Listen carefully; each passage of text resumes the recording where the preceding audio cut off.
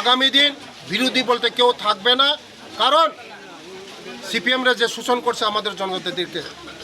অন্য দল আমাদের এই বিএসসি চেয়ারম্যান সুনীল দেববর্মা একটা দালাল, সিপিএমের দালাল, তার নেতৃত্বে আজকে আমাদের এই যারা গরিব, যারা নিরহ, যারা খেতে পারে না, তারা বিপিএল কার্ড পায় নাই, তারা ভাতার কোনো ব্যবস্থা হয় নাই।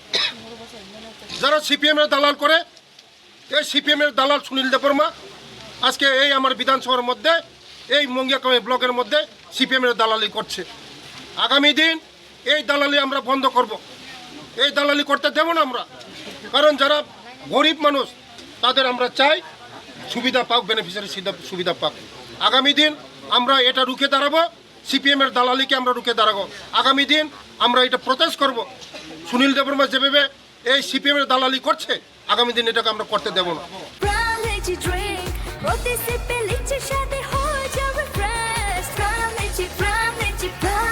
Grand Lychee Drink. Refresh your feelings.